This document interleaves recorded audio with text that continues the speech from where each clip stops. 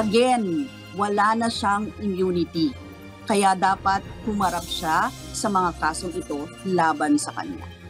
Kung di siya pupunta doon, para sa akin ay pag-disrespect na to doon sa Office of the Prosecutor, no, na dapat ay harapin niya kasi siya yung ating respondent. Dating Pangulong Rodrigo Duterte hinamon ng Makabayan Bloc na personal na harapin ang reklamong grave threat laban sa kanya ni Representative Franz Castro.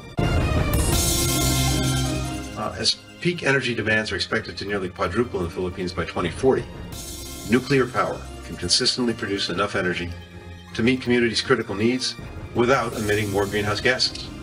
We see nuclear energy becoming a part of the Philippine energy mix by 2032, and we would be more than happy to pursue this path with the United States as one of our partners.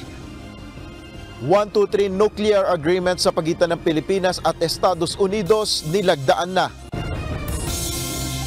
Sa ngayon, meron tayong mga 725 million pa.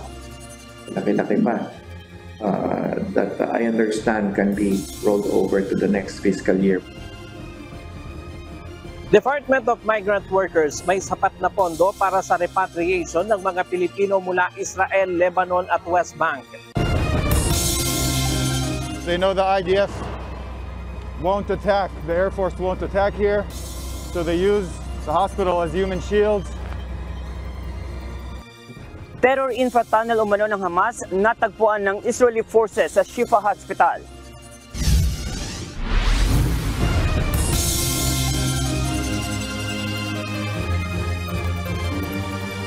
Magandang hapon Pilipinas at sa buong mundo.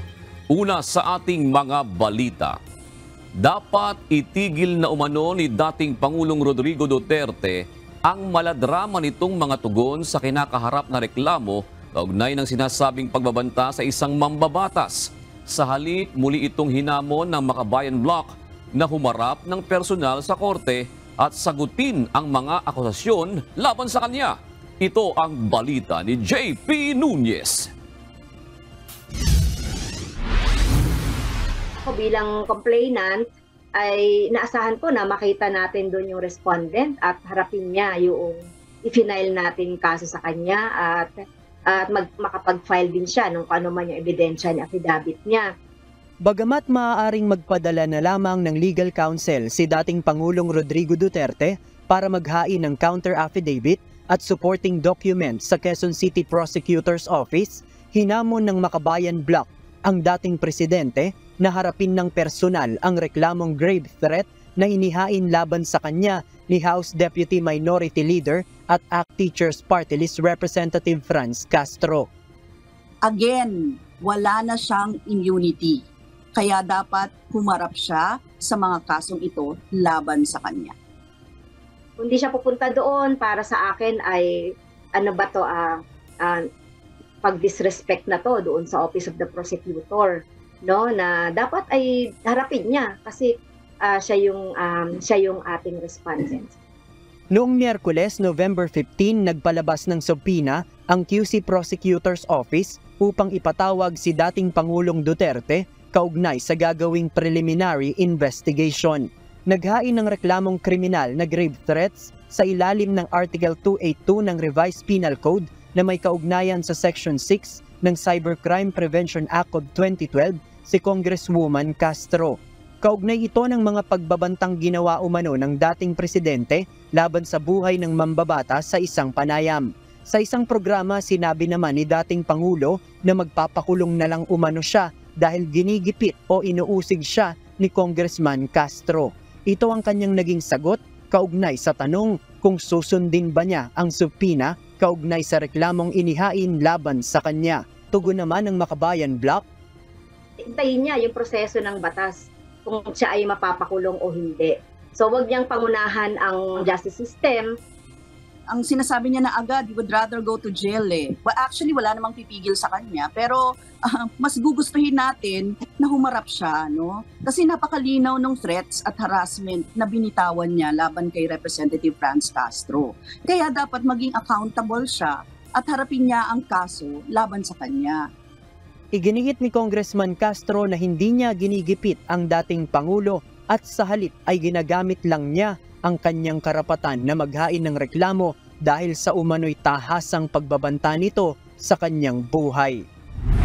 Para kay Representative Castro, dapat na anyang itigil ni dating Pangulong Rodrigo Duterte ang kanyang kadramahan at sa halip ay humarap ng personal sa prosecutor's office dahil kung tanging abogado lamang niya ang kanyang papupuntahin, pagpapakita lang anya ito ng kawalang paggalang sa prosekusyon. JP Nunez, UNTV, News and Rescue. Diyos ang aming sandigan, serbisyo publiko ang aming pinahahalagahan. May kalayaan si dating Senador Laila De Lima na makipagtulungan sa International Criminal Court o ICC kung nanaisin ito.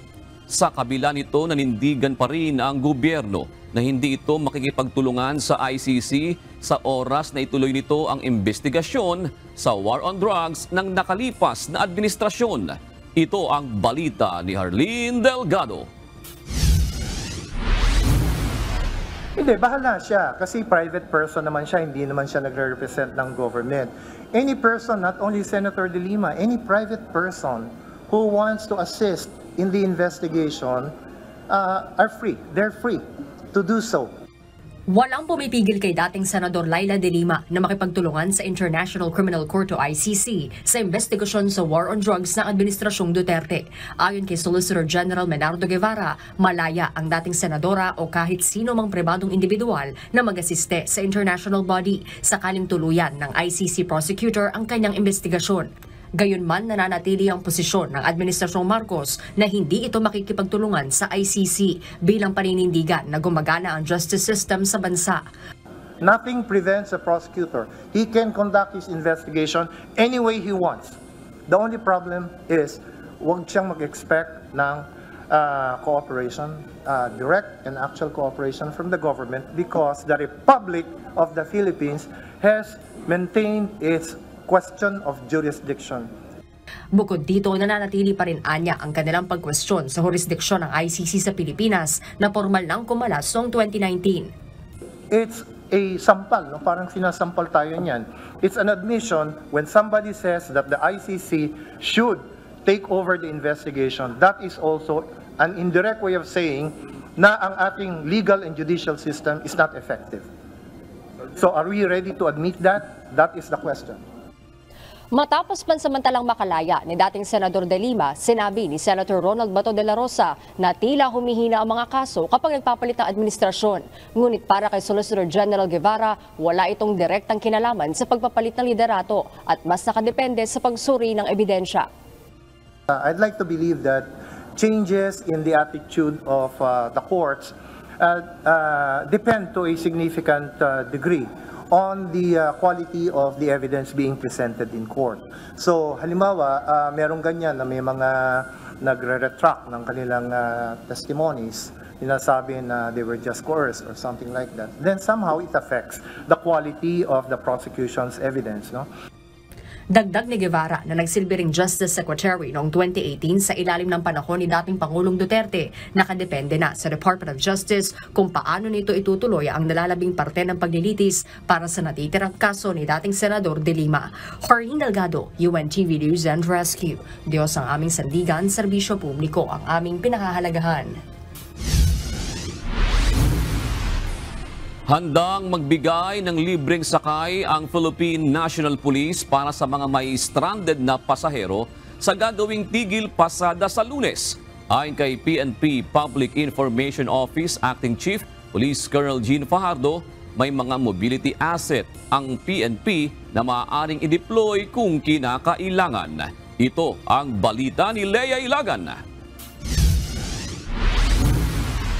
Bigyan namin kayo ng security o para kahit paano ay secure pa rin po kayo doon sa mga areas na pagdadausan po ng inyong mga rally.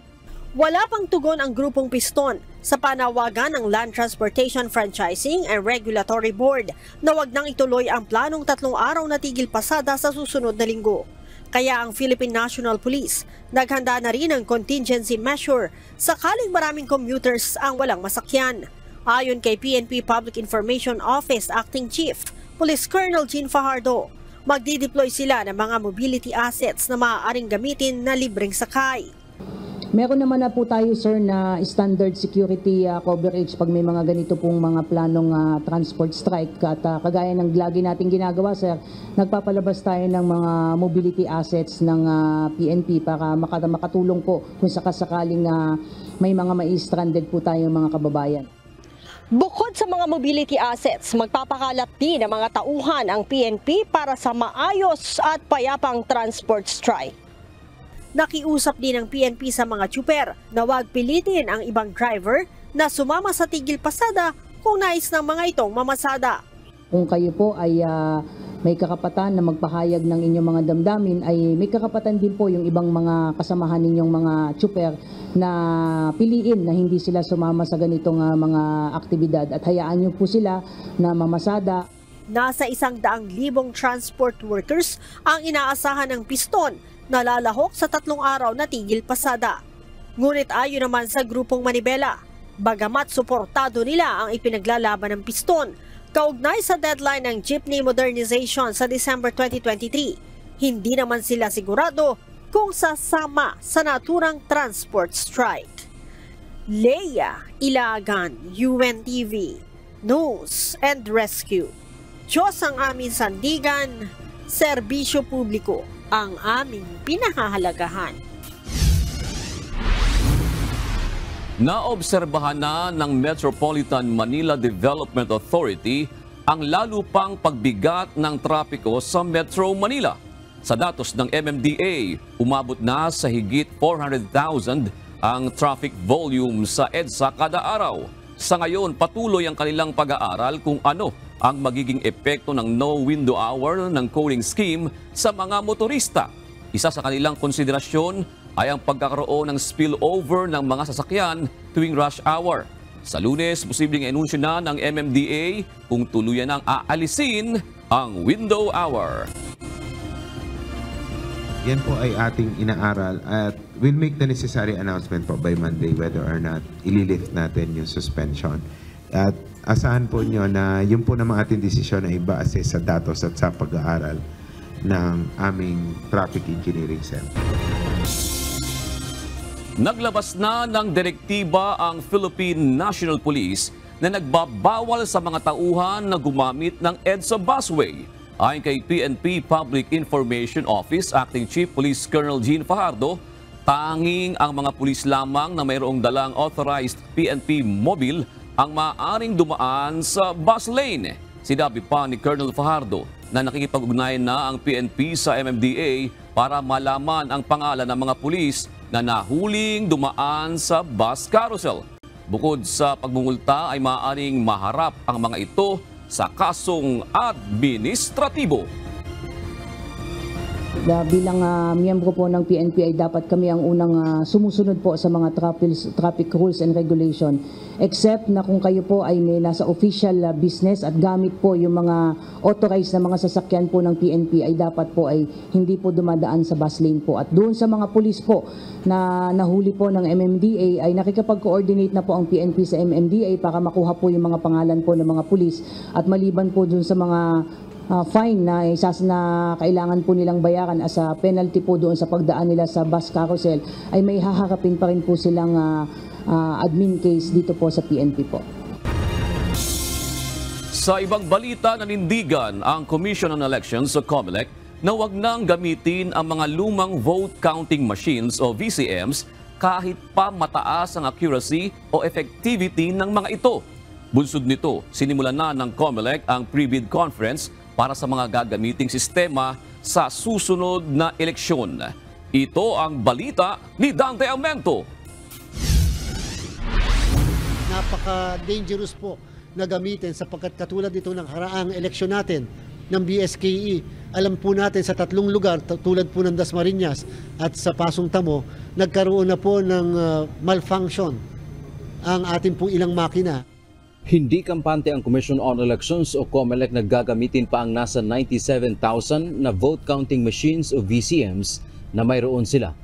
May kalumaan na kasi ang mga makina at marami ng problema tulad ng hindi tinanggap ang balota, paper jam, madaling uminit at namamatay. Kaya naman paliwanag ni Chairman George Erwin Garcia, mahalagang bagong mga makina na ang gagamitin sa paparating na 2025 midterm elections. Kanina isinagawa ng COMELEC ang Random Manual Audit o RMA sa ilang mga balota mula sa 3 presinto na may pilot automated barangay at sangguniang kabataan elections o BSKE. Layo nitong malaman kung gumagana pa ba ng maayos ang makina. Sinubukan din nila kung tama ba ang pagbasa sa mga boto.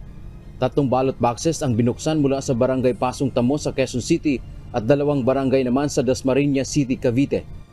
So mano-mano po itong binibilang upang alamin kung tumutugma ang bilang manually ng balota sa mismo na transmit na result at na print na election returns ng mga makina. Diyan po malalaman kung effective, accurate ba yung mga makina na ginagamit natin sa araw na eleksyon. Kasama ng COMELEC sa pag-audit ang Citizens Arm na Lente, PPCRV, NAMFREL at ang Philippine Statistics Authority o PSA. Ang anumang discrepancy na nakita ay i-report sa COMELEC para maayos at magamit na batayan na mapabuti pa ang susunod na gagamiting sistema ng halalan. Kung meron mang dapat baguhin at meron kailangang improve sa mga makina, sabi nga po ni Chair, sana po mai-report ito para in preparation for 2025, we are ready and we can make sure na yung tool na gagamitin po natin in automating the elections will be efficient enough and effective enough to capture the will of the electoral public.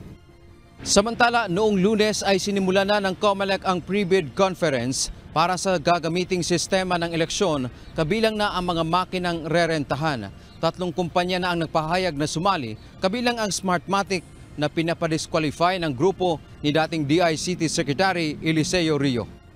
Umaasa ang COMELEC na may 5 pang prospective bidders na sasama upang mayroon pa silang ibang pagpipilian alinsunod sa inilabas nilang Term of Reference o TOR. Dantiamento, UNTV, News and Rescue.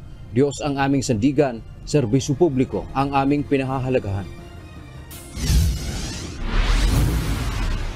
Sa kaugnay na balita, magpapatawag ng pulong ang Commission on Elections sa susunod na linggo para sa buhuing Advisory Council kaugnay ng paparating na 2025 midterm elections. Ayon kay COMELEC Chairperson George Erwin Garcia, ito ang tatalakayin sa mga nararapat na paghahanda sa gagawing halalan.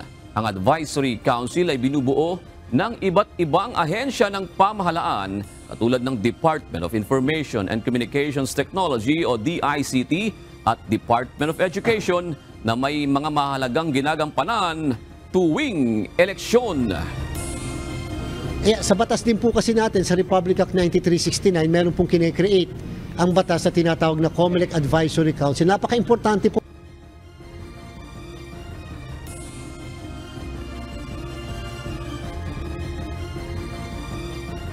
hindi po sinasarili at dapat sarili nilang ng COMELEC yung pamumblema tungkol sa pag-automate ng ating national and local elections.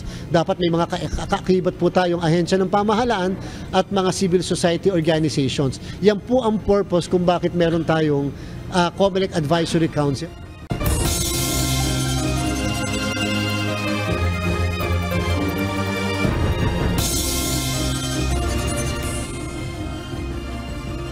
Itinuturing na breakthrough agreement ang nilagdaan ng Pilipinas at Estados Unidos ukol sa paggamit ng nuclear energy bilang isa sa maaaring pagkunan ng supply ng kuryente sa bansa. Inaasahan ng Pangulo na agad maisasakatuparan sa madaling panahon ang nasabing kasunduan. Live mula sa San Francisco Bay, California, ito ang balita ni Nel Maribohok. Nel, ano ba ang partikular na nilalaman ng kasunduan at gaano ito kahalaga sa Pilipinas? Yes, Jun, ibig sabihin nito hindi na malayo na maisakatuparan ang paggamit ng Pilipinas ng nuclear energy bilang isa sa maaaring pagkunan ng supply ng kuryente. Sa ilalim kasi ng kasunduan, yung tinatawag na 123 agreement, maaari nang mag-export ng nuclear technology ang Estados Unidos sa Pilipinas. Sa sidelines ng Asia-Pacific Economic Cooperation Summit, nilagdaan ang Nuclear Cooperation Agreement o ang tinatawag na 123 Agreement sa pagitan ng Pilipinas at Amerika. Sa panig ng Pilipinas, lumagda si Energy Secretary Rafael Lotilla at sa Amerika naman si US Secretary of State Antony Blinken. Sa ilalim ng kasunduan, maaari nang mag-export ang Estados Unidos sa Pilipinas ng nuclear materials at technologies, kabilang na ang nuclear fuel, reactors, equipment at special nuclear material. Ayon sa US Secretary of State, malaki ang maitutulong ng nuclear energy sa Pilipinas para matugunan ang pangangailangan ng supply ng kuryente para sa lumalaking populasyon. As peak energy demands are expected to nearly quadruple in the Philippines by 2040, nuclear power can consistently produce enough energy to meet communities' critical needs without emitting more greenhouse gases. In a nation of more than 7,000 islands, small modular reactors, some just the size of a city bus, can generate energy locally and conveniently. Umaasa si Pangulong Marcos para sa agarang pagpapatupad ng kasunduan at agad na mapabilang ang nuclear energy sa pagkukunan ng enerhiya. We see nuclear energy becoming a part of the Philippine energy mix by 2032.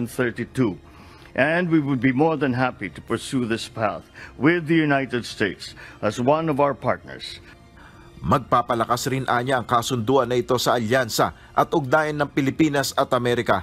The signing of the Philippine-United States Agreement for Cooperation concerning peaceful uses of nuclear energy, or the 123 Agreement, is the first major step in this regard, taking our cooperation on capacity building further and actually opening the doors for U.S. companies to invest and participate in nuclear power projects in the country.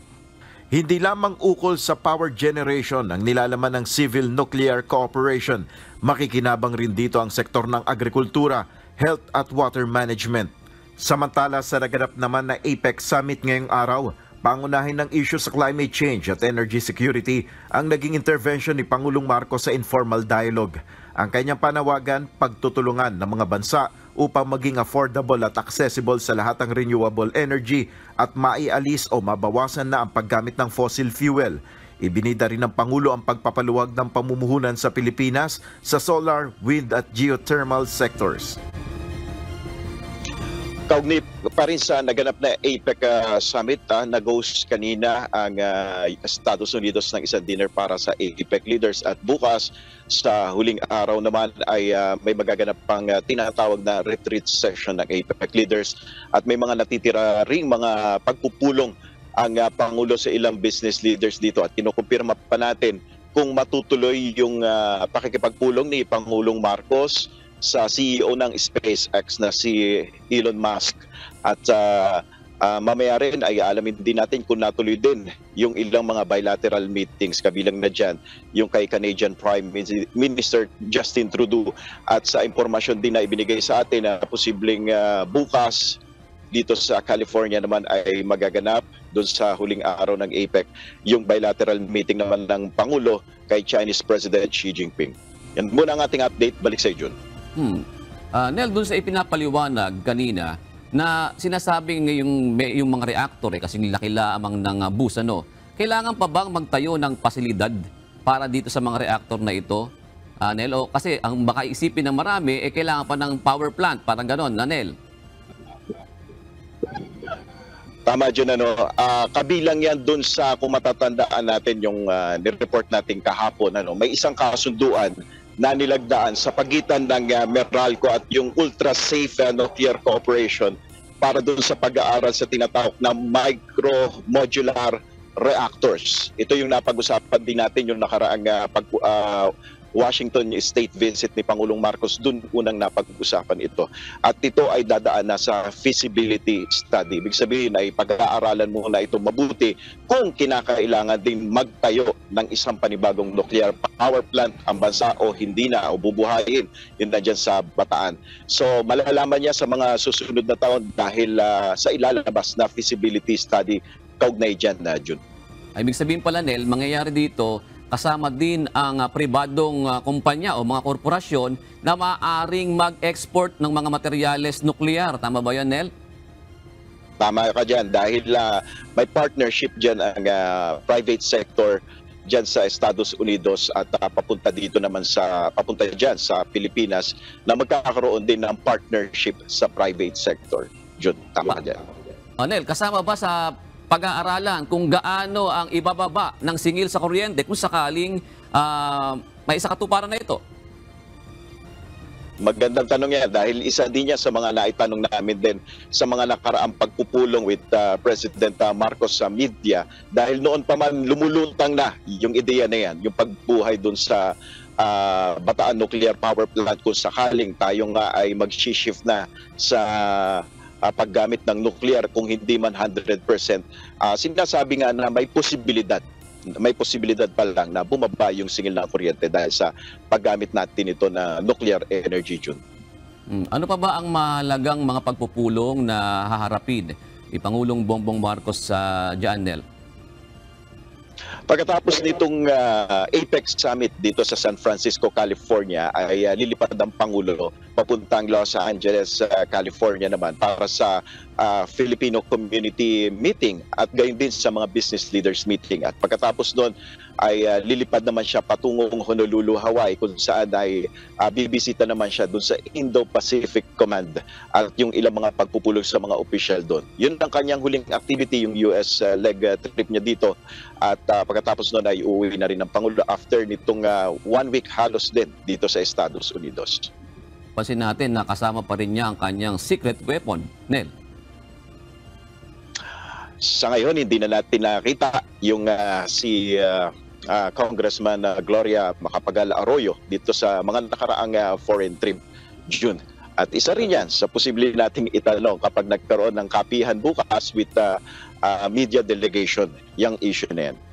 O kasi pagka kung hindi na nakakasama, yung sinasabi niya dati, alabas ba kaya ng tumayo sa sariling paa ng new kid in the block? Hindi pa natin masabi at sa ngayon kasi alam naman natin na yung mga usap-usapan yan tungkol dun sa isyong politikal sa pagitan ni House Speaker Romualdez at Congressman Arroyo ay parang wala pang linaw sa ngayon at maging sa relasyon kay Vice President Sara Duterte.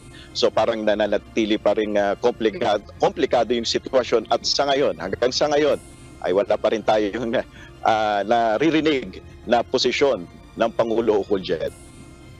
Alright, antabi kami, Nel, sa iyong mga ulat na yan. Live na nag-uulat mula sa San Francisco Bay, California, si Nel Maribuhok. Nagpapatuloy ang isinasagawang repatriation effort ng pamahalaan sa mga kababayan natin sa Israel sa gitna ng nangyayaring gulo doon. Ngayong araw, dumating ang ika-8 batch ng mga umuwing OFW mula sa Pasay City. Ito ang balita ni Ryan Lacanlale live. Ryan, ilan ang bilang ng mga nirepatriate ngayong araw mula sa Israel? At meron pa bang susunod na mga batch after nito? June, 32 overseas Filipino workers kasama ang isang bata ang dumating ngayong araw dito sa Ninoy Aquino International Airport Terminal 3. 24 dyan ay pawang mga caregiver at 8 naman ang hotel worker. At meron pa tayong inaasahan na mga darating na batch dahil meron pang ipinoproseso doon sa Israel, June.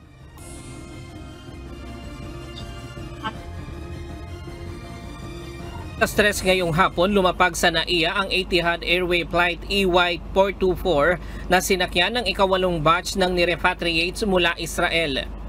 Sinalubong sila ng mga tauhan ng Department of Migrant Workers, Overseas Workers Welfare Administration, Department of Foreign Affairs, Department of Health, TESDA at DSWD. Sa kabuuan ay umabot na sa 264 overseas Filipino workers ang inilikas ng pamahalaan mula sa Israel simula nang sumiklab ang gulo sa pagitan ng government forces at militanteng grupong Hamas.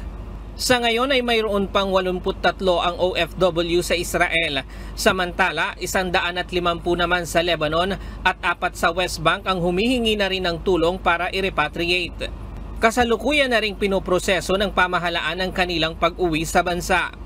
Sa ngayon, walang timeline ang DMW sa pagpapauwi sa mga OFW dahil patuloy pa rin ang giyera doon. We're keeping the lines of communication going since in terms of yung mga OFWs na pwedeng humingi ng saklolo at gusto makauwi. So 83 sila pa na ipoprocess. And walang necessarily na timeline kasi di pa natin alam kung matatapos. Mga 3, 4, 5 days ang intervals natin di ba? Between batches. Meron lang isang batch na magkasunod na araw pero merong intervals lang yan. Ongoing lang ito. Sa kabila ng panganib, maliit pa rin ang bilang ng mga OFW na nais nang makauwi kumpara sa libo-libong nananatili at ayaw lumikas dahil hindi basta maiwanan ang kanilang trabaho. Ang nature ng work kasi ng mga OFWs natin sa Israel is caregiving.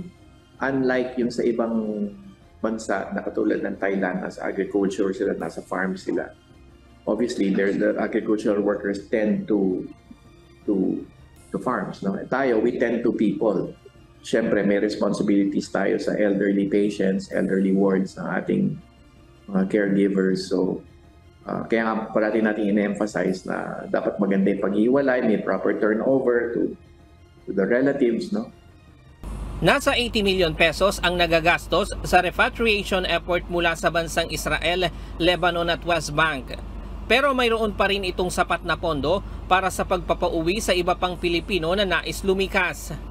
Kaya sa ngayon, meron tayong mga 725 million, laki-laki pa, that I understand can be rolled over to the next fiscal year. But there's still a few weeks ahead of us before 2023. And so, we're hoping na may magamit pa tayo dun sa pondo na yun, including itong ginagamit natin dito sa Israel. As I mentioned, mga 80 million na inagastos natin sa Israel effort from the DMW side. Bukod pa rito ang gastos ng ibang ahensya ng pamahalaan na katuwang sa repatriation effort na ito. June makatatanggap ng tig 50,000 pesos mula sa DMW at OWA, 20,000 pesos mula sa DSWD at 5,000 mula sa TESDA. At pagkakalooban din sila ng livelihood assistance at psychosocial counseling. At samantala, June, kaninang pasado alas 5 ng hapon, bukod dito sa 30 na ito na galing na Israel, meron ding 3 na OFW naman na dumating galing ng Lebanon. At kanina nakausap natin itong isa sa ating kababayan na OFW mula sa Israel, si Ginang Gia Tolentino na taga Pampanga. Isa itong solo parent, no? At ikinuwento niya kung bakit umabot siya ng 1 buwan bago siya nagdesisyon na umuwi, sumama dito sa repatriation dahil 6 na buwan pa lang daw siyang nagtatrabaho doon sa Israel at ayaw talaga niyang lumikas. Kaya lang napansin nila, nakita niya na tila itong pamahalaan ng Israel ay walang plano na magkaroon ng ceasefire. Kaya natakot na rin ito para sa kanyang kaligtasan. Kaya umuwi na rin dito sa Pilipinas. Diyan muna ang latest mula dito sa NAIA. Balik sa'yo, June. Ibig sabihin, Ryan, bukod sa Egypt, meron din mga Pilipino na sa Lebanon nagtungo para makalikas, makalabas ng Israel. Ganun ba yun, Ryan? June, ito yung mga kababayan natin doon sa Lebanon dahil nga nagkakaroon na rin ng tension doon sa pagitan ng Israel. Ang DMW kasi, June, 3 ang hawak nila. Ang Israel, ang Lebanon at saka yung West Bank. Yung galing naman dito sa Gaza, ang nakakonsentrate naman dyan ang DFA. Kaya bukod ang pagtala ng DFA doon sa mga galing ng Gaza na tumatawid dito sa Egypt. Dito naman sa mga galing ng Israel, Lebanon at West Bank, June. Ibig sabihin, ang DFA, DMW, may kani-kanyang focus sa repatriation. Tama, June. Alright. Maraming salamat, Ryan Lacanlale. Narito naman ang mga balitang nakalap ng UNTV News Global Correspondents. Ihatid sa atin ni Mavin Carrizo mula sa Australia.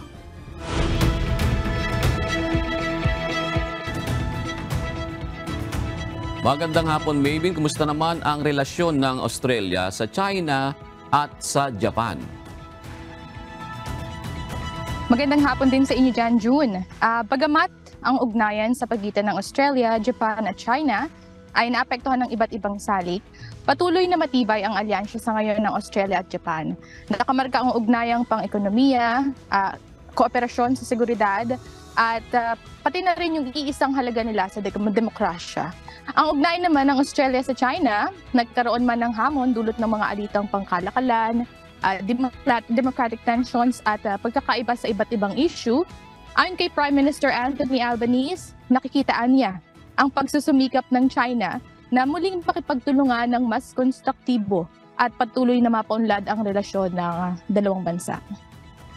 Right, maybe ibigay mo na ang iba pang mga balita sa iba't ibang panig ng daigdig. Nagsagawa ng bilateral meeting sina Chinese President Xi Jinping at the Japanese Prime Minister Fumio Kishida sa ginaganap na Asia-Pacific Economic Cooperation o APEC Summit. Nais ng dalawang bansa na maayos muli ang kanilang diplomatic relations. Ito ang balita ni Azel Kaisip.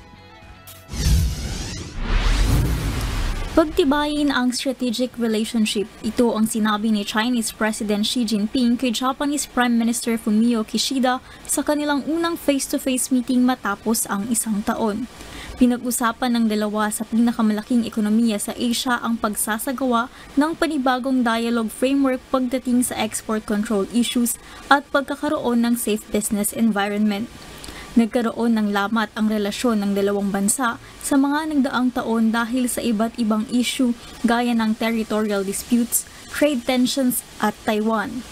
Kamakailan naman ay ipinatigil din ng China ang importation ng Japanese seafood matapos pakawalan ng Japan ang treated radioactive water mula sa Fukushima Nuclear Power Plant sa Dagat Pasipiko.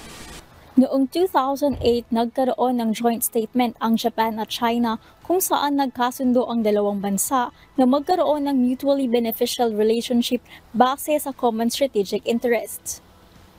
Kaya naman dapat anila silang mag-focus sa magkakaparehong interes at i-handle ang kanilang differences. Bukod kay President Xi, nakipagpulong din si Prime Minister Kishida kina US President Joe Biden at South Korean President Yoon Suk Yeol para sa isang trilateral meeting. Ang 21 leader mula sa 21-member APEC Forum ay nasa San Francisco ngayon para sa 30th APEC Summit mula November 15 hanggang 17. Azel Kaisip, UNTV News and Rescue. Diyos ang aming sandigan, serbisyo publiko ang aming pinahahalagahan. Itinalaga ng Canada si Sarah Taylor bilang bagong ambasador sa Russia. Ito ay sa kabila ng pagkakaroon ng lamat sa relasyon ng dalawang bansa. Ipagpapatuloy ng bagong hirang na ambasador ang pakikipagtulungan sa mga kaalyadong bansa ng Canada upang papanagutin ang Russia sa ginawa nito sa Ukraine. Sa isang pahayag, sinabi ni Canadian Foreign Affairs Minister Melanie Joly na ang diplomats ang naging mata at tenga sa ground sa panahon na ang iligal at di makatuwirang pagsalaki ng Russia ay patuloy na nagdudulot ng malaking epekto sa buong mundo. Isang tunnel umano ng Hamas ang nakita ng Israel forces sa Shifa Hospital. Samantala, putol na ang linya ng komunikasyon sa Gaza dahil sa pagkaubos ng langis. Ito ang balita ni Ray John Bolivar.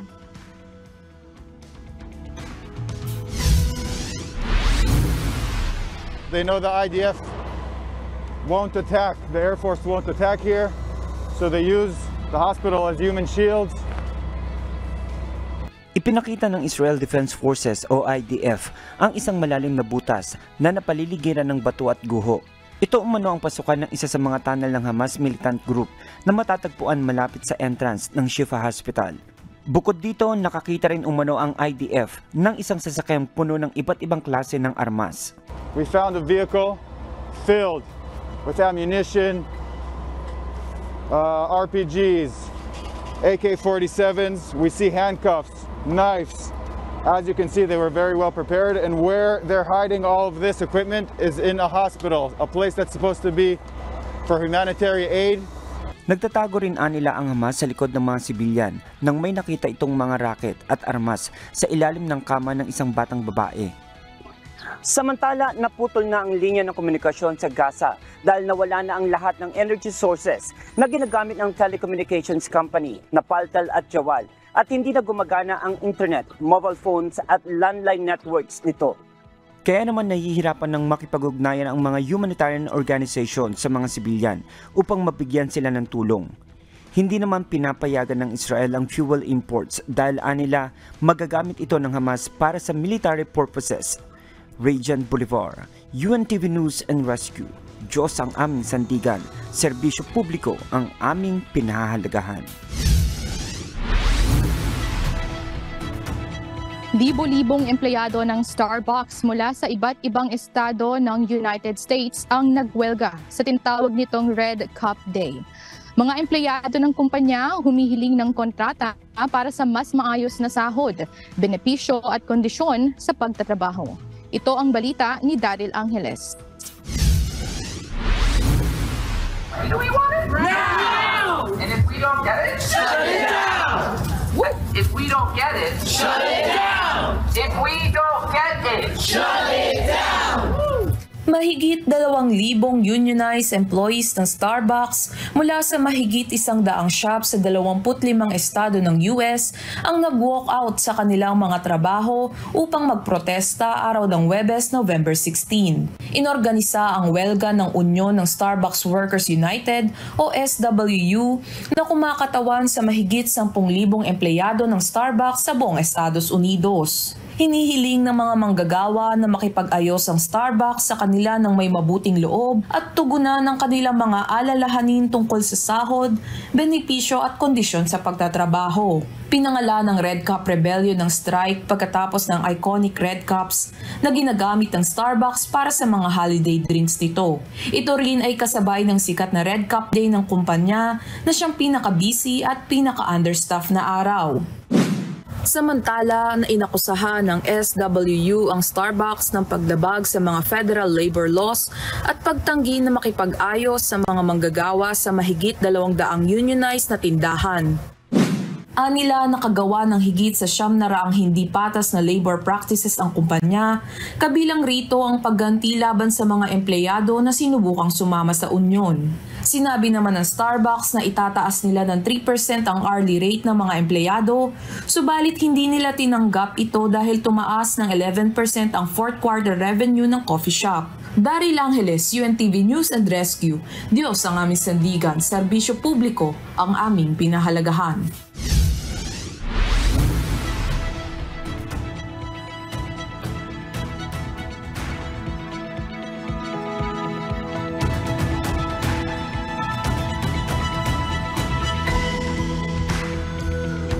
Maraming salamat, Maybin. Patuloy ang pagtaas ng level ng tubig sa Angat Dam pero pinagtitipid pa rin ng tubig ang publiko para hindi magkaroon ng mga water service interruption lalo na sa susunod na taon. Ito ang balita ni Ray Pelayo. Malaking tuloy yung naging effect ng ating share line sa ating mga reserva kasi ito yung nagpapaulan sa ating mga watershed areas. Nalampasan na ng Angat Dam ang normal high water level nito na 210 meters. Nakatulong ang ibang weather system gaya ng habagat at shear line. Una nang sinabi ng Pag-asa na isa sa mga posibleng epekto ng El Nino ay ang mas mababang bilang ng mga bagyo na nakakaapekto o dumadaan sa bansa. Ayon sa Metropolitan Water Works and Sewerage System, ang mataas na level ng tubig sa Angat Dam ay magbibigay ng seguridad sa supply ng tubig kahit may epekto ng El Nino sa bansa. Pagtitiyak ng MWSS, hindi magkakaroon ng water service interruption sa Metro Manila at mga karatig lalawigan hanggang sa katapusan ng 2023. Sa ngayon ay nasa 50 cubic meters per second ang nakukuhang alokasyon ng tubig mula sa Angat Dam. Kung naibibigay naman ng NWRB yung nagiging request namin ng allocation, we are assuring the public na walang magiging interruption. Kung hindi ito mababawasan, kahit sa susunod na taon ay umaasa ang MWSS na hindi gaanong magiging problema ang supply ng tubig sa bansa. Pero paalala ng MWSS sa publiko, magtipid pa rin ng tubig para hindi maagad ang imbak sa Angat Dam. Yung pinaghahandaan kasi natin ngayon, Ray, ay yung effect ng El Nino, which is ang sabi naman na pag-asa until the second quarter of next year. Maganda ito, yung above the 212 kasi we will last up to that month. Ano? So pagdating kasi ng by July, August, and September, yun na din, parating na rin yung mga pag-uulan.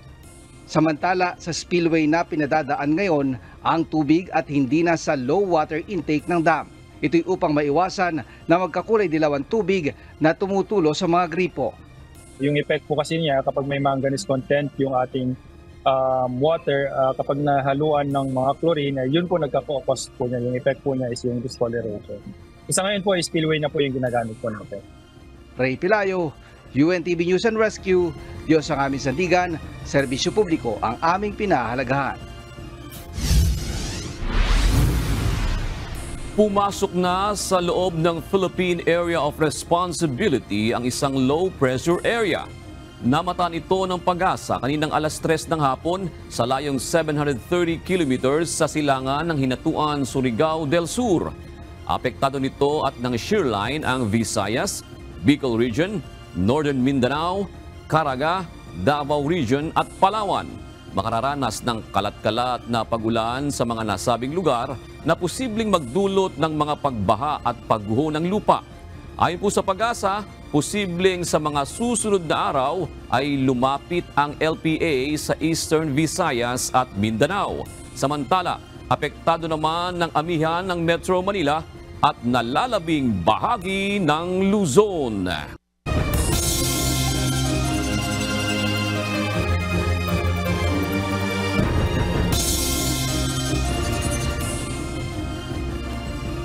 Niyanig ng magnitude 6.8 na lindol ang kanlurang bahagi ng Sarangani sa Davao Occidental. Base sa monitoring ng Philippine Institute of Volcanology and Seismology of PHIVOLCS, tectonic ang pinagmula ng lindol na may nasa 10 kilometro ang lalim. Naitala ito bandang alas 4:14 ng hapon kanina. Base sa inisyal na ulat, naramdaman ng intensity 6 na sa Sarangani, South Cotabato, General Santos City, intensity 5 sa Davao de Oro, Davao del Norte, Davao Occidental, Sarangani, South Cotabato, Sultan Kudarat, intensity 4 sa City of Zamboanga, Magsaysay, Davao del Sur, City of Davao, Cotabato, Malapatan, Sarangani, Maguindanao, Surigao del Sur, City of Cotabato. Ayon po sa PHIVOLCS, sa ngayon ay wala namang panganib ng tsunami na idudulot ang lindol. Patuloy naman na kumakalap ng datos ang mga otoridad hinggil sa pinsalang iniwan ng malakas na pagyanig. Nagkumpulan sa labas ng mga gusali ang ilang residente sa maraming lugar sa Mindanao kasunod ng magnitude 6.8 earthquake. Sa lakas ng lindol, ilang mga gusali at infrastruktura ang nagtamo ng pinsala. Ito ang balita ni Lucel Loren na nasa Davao City live. Lucille, paano mo maisasalarawan ang lakas ng lindol mula diyan sa iyong kinaroroonan? June, mula dito sa Davao City kung saan ramdam ang intensity 4 ng lindol, para kaming dinuyan-duyan. Kasunod ng lindol, mabilis na nagsilabasan ang mga tao na nasa loob ng malls, paaralan at iba pang mga gusali. Nakunan pa ng isang netizen ang pagkakahulog ng crane mula sa isang condominium building mula sa pinakamataas na bahagi nito. Sa ngayon, nangangalap pa tayo ng datos kung mayroong kumpirmadong mga nasaktan o nasawi dito sa Davao City kasunod ng pagyanig. Pero sa ibang bahagi ng Mindanao na mas malapit sa Sarangani, Davao Occidental na sentro ng lindol, lindol base sa ating mga nakapanayam via phone interview bago tayo umere para anila silang niyugyog sa sobrang lakas ng lindol. At kung tatayo ka ay matutumba ka talaga sa lakas ng pagyanig. Dahil dito may mga nahilo, natumba at isinugod sa ospital. Ang isang mall sa General Santos City, natuklap ang mga kisame at ang mga tiles. Nagkasira-sira rin ang mga gamit. Mahigit isang oras na ring stranded ang mga motorista sa Tour Town Glen patungong General Santos City dahil sa mga insidente ng pagguho ng lupa dulot ng malakas na lindol. Habang binabaybay ang kalsada patungong Malapatan, tumambad ang naglalakihang bato at gumuhong lupa. Inaalam pa kung may mga napinsalang kabahayan. June, kakapasok lang din na impormasyon, may napaulat na isang batang nasawi dito sa Davao City kasunod ng pagyanig. Sa nakuha nating inisyal na impormasyon, nadaganan ito ng mga debris ng gumuhong pader. Pero sa ngayon, binibirika pa natin ang validity ng ulat na ito mula sa mga kinauukulan. Gayon din ang iba pang possible casualties at kung gaano kalaki ang pinsala ng lindol sa iba't ibang panig ng Mindanao. At update lang din tayo, Juno, ibinaba ng Philippine Institute of Volcanology and Seismology o PHIVOLCS sa magnitude 6.8 na lindol ang lindol mula sa una nitong tala na magnitude 7.2. At yan muna ang latest mula dito sa Davao City. Balik sa iyo, June. Oh, Lucille, kayo ba ay nakararamdam pa dyan ng mga aftershocks? So far, June, dito sa aking kinaroroonan ay wala nang gaano aftershocks. Pero base sa impormasyon or sa earthquake information ng PHIVOLCS ay nakakaramdam pa rin ng aftershocks ang Sarangani. Alright. Patuloy kaming makipag-ugnayan sa iyo, Lucille. Maraming salamat, Lucille Lloren, live na nagugulat mula sa Davao City.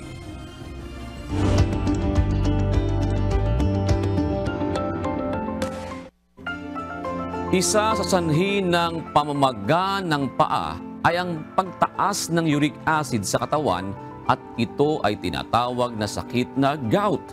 Ito ang balita ni Kichi Cipriano. Ang pagkain ng malabis ay maaaring magdulot ng pagtaas ng uric acid ng ating katawan at maging dahilan ng pagkakaroon ng sakit na gout. Ang gout po, generally, rayuma po siya o isang klase ng rayuma. Maraming klase po ng rayuma at gout ay isa lamang po sa mga klase ng rayuma. Pag po sinabing may gout, ito po ay may kinalaman sa uric acid o mataas na uric acid. And also, another thing that could actually separate po yung gout sa rheumatoid arthritis. Dahil ang gout po, meron siyang predilection o generally usually po pag sa lalaki, it's the middle age po, mga nasa 30 to 45. Kapag po babae, it's yung medyo pagkatapos na po ng menopause, around 55 and up.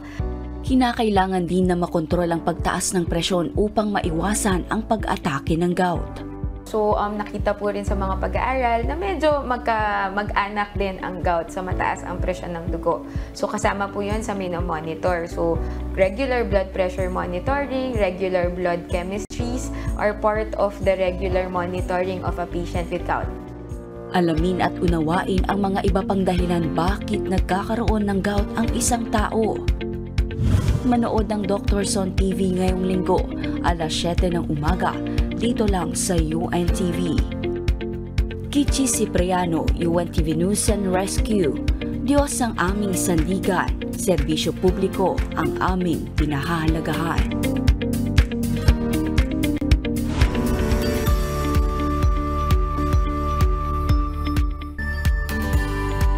Sinubukan ni Kuya Daniel Razon ang kauna-unahang electric maxi scooter model sa bansa na tinawag na Expressway Legal. Ito na kaya ang alternatibong big bike para sa mga riders? Ito ang balita ni Brian Evangelista.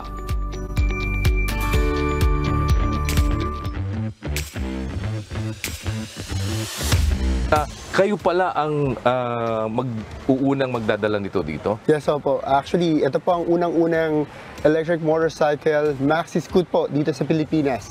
And ito po ay talagang ginusto ko pong kayo po ang makauna. Ay, salamat po. Pero ito ba, talagang nare-register siya as 400cc kaya expressway legal? Yes, opo.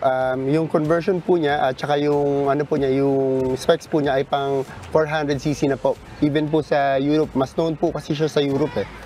So first po siya dito sa Philippines. So ito ngayong model na to, registered na to sa LTO? Registered po. LTO registered po with ORCR po. Papasok tayo ng expressway gamit itong electric scooter na to, EGSX 9000. Wow. Oo, kapareho lang din siya ang 400cc ang katumbas na niya. Tsaka registered siya sa LTO, sabi nga with ORCR. 3 to 4 hours ang charging time ng Grand Sportivo GSX 9000 at makakaya ng tumakbo ng mahigit 220 to 250 kilometers. Parang naninibago lang ako kasi sobrang tahimik, no? Ang tahimik dahil wala ka halos marinig kahit na marangkada ka na. Tsaka malakas ang torque niya, nasa 2 pa lang tayo. Lalo na kapag kanina, no, ni-stand, mapalo ka agad ng ang bilis. 200 agad. Gaano kalaki kaya ang maaring matipid kung ikukumpara sa karaniwang motorsiklo? Pero sa power, tsaka yung magiging tipid mo, wala pang halos 100 pesos ang gagamitin mo sa nasa 250 kilometers na tatakbuhin mo. So wala pa halos kung sabihin mo na 1 litro na, parang katumbas o kahit na nga 2 litro pa parang katumbas yung 2 litro mo 250. Edi saan ka pa ang tipid nun, Panoorin ang full review ni Kuya Daniel Razon sa kauna-unahang electric maxi scooter ngayong linggo alas 8:30 ng umaga dito sa UNTV. Sabayan ding mapapanood via live stream sa UNTV News and Rescue YouTube channel at Manibela Facebook page. Brian Evangelista, UNTV News and Rescue. Diyos ang aming sandigan, serbisyo publiko ang aming pinahalagahan.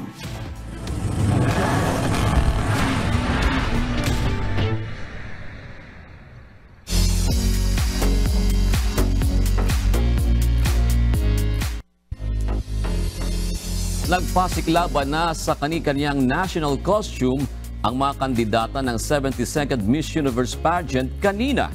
Dito inirampa ng pambato ng Pilipinas na si Michelle D ang kanyang Air Force-inspired national costume bilang isang reservist ng Philippine Air Force. Ito ang balita ni Joanne Nalo.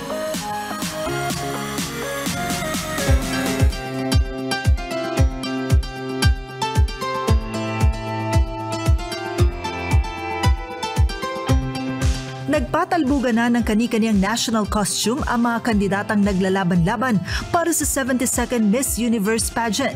Kanya-kanyang pasabog ang mga kalahok sa pageant ng kakaibang estilo at disenyo ng kanilang kasuotan para sa national costume competition kanina. Muling nag-stand out sa kompetisyon ng pambato ng Pilipinas na si Miss Universe Philippines Michelle D dahil sa kanyang Air Force-inspired national costume. Proud na inirampa ni Michelle ang kanyang national costume kung saan tampok ang Sulihia woven pattern, ang isa sa mga ipinagmamalaki ng Pilipinas na paghahabing gawa sa ratan. Tampok rin sa kanyang kasuotan ang Love the Philippines campaign ng Department of Tourism. Bukod kay Miss Universe Philippines, agaw eksena rin ang national costume ng iba pang mga kandidata. Gaya na lamang ni Miss El Salvador na may temang volcanic empowerment. Hindi rin nagpatalo ang bansang Nicaragua na nagbihis ng Grackle Bird national costume, habang inspired naman ng Parrot Bird ang kasuotan ni Miss Brazil. Agaw pansin rin ang ganda ng national costume ni Miss Universe Thailand na hango sa Ayutthaya Kingdom. Marami pang mga kandidata sa iba't ibang mga bansa ang hindi nagpatalo sa national costume competition. Muli namang nanawagan ng suporta sa ating mga kababayan si Michelle D para sa national costume competition ng Miss Universe pageant. Para makaboto, kinakailangan lamang na i-download ang Miss Universe application. Pumunta sa Vote tab, i-click ang National Costume Vote at iboto ang pambato ng Pilipinas. Samantala, bumiyahe na kagabi patungo ng El Salvador si 2018 Miss Universe Catriona Gray na magsisilbing backstage host sa Coronation Night. Sa November 18 na ang inaabangang Coronation Night ng 72nd Miss Universe pageant sa El Salvador na mapapanood ng araw ng Linggo sa Pilipinas ganap na alas 9 ng umaga. Joanano, UNTV News and Rescue. Diyos ang aming sandigan, serbisyo publiko ang aming pinahalagahan.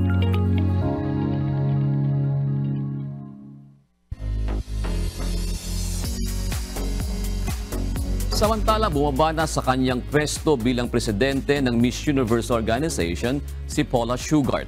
Ginawa ni Shugart ang anunsyo sa kanyang speech kanina sa National Costume Competition ng 72nd Miss Universe pageant sa El Salvador. Ayon kay Shugart, tatapusin na lamang anya niya ang nalalapit na Coronation Night sa November 18. Muling binigyan diin ng outgoing Miss Universe President na ang kompetisyon ay hindi lamang tungkol sa isang babae kundi sa isang buong komunidad. Si Shugart ay tumayong presidente ng Miss Universe Organization sa nakalipas na 25 taon. Sa huli, pinasalamatan nito ang pamahalaan ng El Salvador na siyang host country ng 72nd Miss Universe pageant.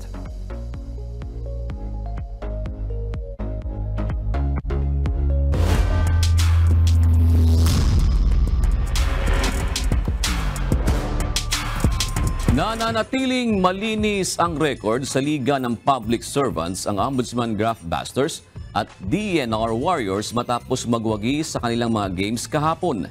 Samantalang mistulang ginulat naman ng matinding opensa ng Department of Agriculture Food Masters ang defending champion AFP Cavaliers matapos patumbahin sa kanilang bakbakan. Ito ang balita ni Bernard Dadis. 17 seconds remaining. Liz Amparado. Siya nakakuha ng assist. Liz Amparado here nakakabalik sa Boyet Bautista at MP possession AFP. Nasa 50 moves sa may ilalim. Okay, they got a break. Matirang matibay ang puso hanggang sa huling segundo. Yan ang ipinamalas ng Ombudsman Graftbusters at SSS Kabalikat sa kanilang neck-and-neck battle sa eliminations ng UNTV Cup Season 10 sa Paco Arena, Maynila kahapon. Magang nagpakitang gilas ang opensa ng SSS with 3 points advantage and of first kanto 25-22. Subalit nakapag-adjust agad ang Ombudsman sa second quarter at lumamang na ng 7 points, 41-48. With collective team effort, napanatili ng Graftbusters ang momentum 59-63 sa ikatlong quarter. Nagtagumpay na gibain ng SSS ang depensa ng Ombudsman sa last 3 minutes with 7-0 run to tie the ball game at 78 points. Naagaw pa ng Kabalikat team ang abante matapos ang matagumpay na end-one play ni Maki Escalona. 56.7 seconds left, 79-78. Ladia has not scored. You mentioned it earlier. Labanan Camola, Franco. Sasha stays with them. Subalit pumasok ang putback ni Yurick Bamba Florino sa kanyang floater last 21.4 seconds para agawin muli ng Ombudsman ang abante. Tinangkapan ng SSS na makabawi, subalit kinapos na ng oras para makalusot sa mas matataas at maigpit na depensa ng Graftbusters. Tumunog ang buzzer with final score 79-80. Panalo ang Ombudsman Graftbusters. High moral ngayon ang Ombudsman dahil sa kanilang magandang umpisa sa eliminations with 2-0 win-loss record. Best players of the game sina Verson Franco na may 13 points, 12 rebounds at 2 assists. At Aldous Bas na may 11 points, 4 boards at 3 assists. Another down-the-wire game at pinabati ko ang SSS. Napakahusay na team at alam namin na talagang ganun sila kagaling. Nangyari lang talaga sa amin bumagsak yung huling puntos. Well, sa matchup, okay tayo ron. Nakita mo naman kung paano. And then, ang key rito, na-control namin yung boards. Na-control namin yung rebound. Ilang possession yung last possession na yun, sa amin talaga yung bola napunta. Well, that's the key. At saka yung nag-step up yung mga ibang players natin. Same, nung kagaya nung last game namin, rebound pa rin. offensive rebound, napakadami. Wala kaming legitimate na center, so dapat tulong-tulong kami sa rebound. Pistulang nabulaga naman ang defending champion AFP Cavaliers sa ipinamalas na winning attitude ng Department of Agriculture Food Masters sa kanilang bakbakan kahapon. Pinalasap ng unang pagkatalo ng DA ang AFP sa final score na 79-72. Best players of the game sina J. Mark Mariano with 18 points, 7 rebounds, 4 assists at 3 steals. At si Eligiante Guzman na may 32 points, 5 boards at 2 assists. Mas aggressive kami ngayon compare sa last game namin. Pangalawa, medyo maganda execution namin. Ando na yung patience namin umatake ng basket. Ginawa naman lahat ng team. Although talagang kulang kami sa tao. So nung bandang huli, talagang bumigay na sila kasi pagod na yung rotation kasi namin. Konti lang talaga.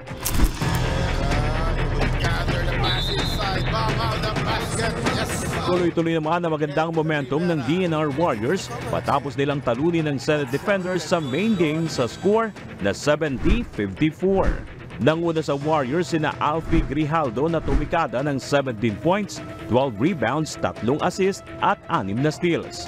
At si Ed Rivera nang umabot ng 13 points, 19 boards, 2 assists at 4 steals. Sa ngayon may 2 panalo at wala pang talo ang DNR. Habang may tig-1 panalo at talo ang Senate. Hindi madali yung game na ito, ano? Alam namin na gaano kalakas talaga ang Senate as a team. So talagang pinagtrabahuan ng mga players, hands off sa mga players, hindi sila nag-give up. So pasalamat din ako sa mga assistant coaches na talagang umalalay during the game at during the practices. Learning sa amin, so mako-correct namin sa mga incoming games pa namin, mahaba pa naman to. Mayroon pa kaming 4-5 games pa. Maganda naman talaga nilaro nila, offense and defense. That season itong Romeo Quislet. Bernard Dadis, UNTV News and Rescue. Diyos ang aming sandigan, serbisyo publiko ang aming pinangalagahan.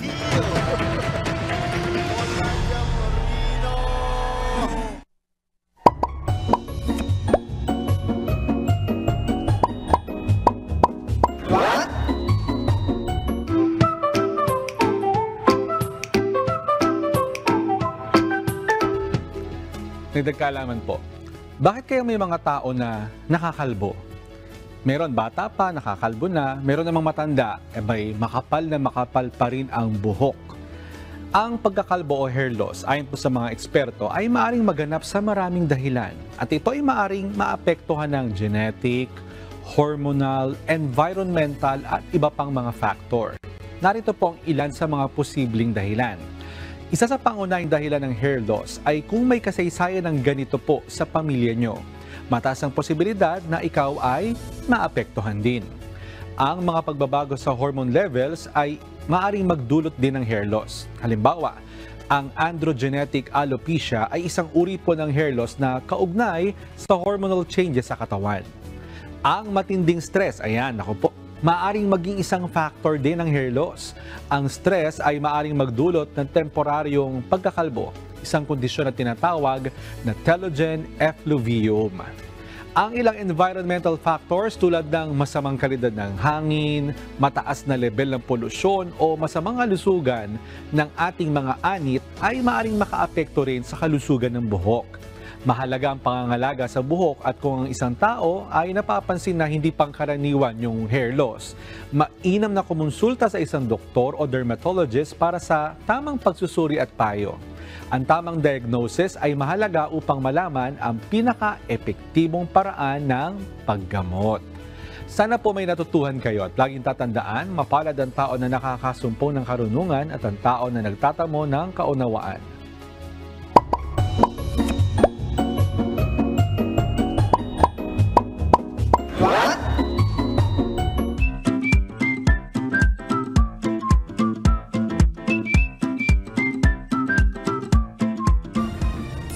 Pasadahan na po natin kaagad ang mga komentaryo ng ating mga kausiserong Pinoy sa ilang mga issue sa balita natin ngayon. Bawal sa busway ang kinumentaryohan po ni Alan Arroyo. Sabi niya, MMDA bus lane, diyan po masusubok ang driving mentality ng mga Filipino.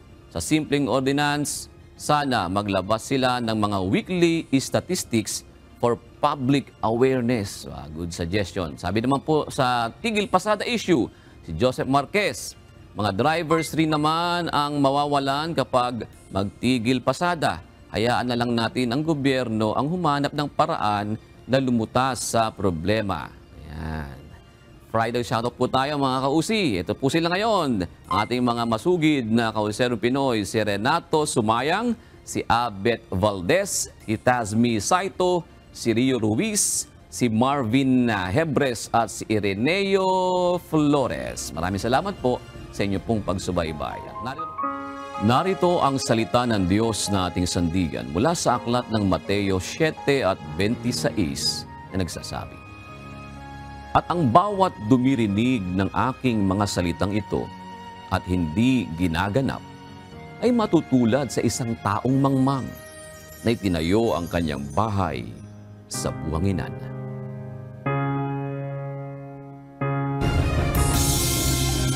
At yan ang naging kabuuan ng ating balitaan ngayong gabi. Aming inilahad ng buong katapatan kung paano namin nasaksihan. Kayo'y makapagtitiwala na ang aming nakita at narinig, ang aming ibinabalita. At dito po sa UNTV, Diyos ang aming sandigan, serbisyo publiko ang aming pinahahalagahan. Magandang gabi po.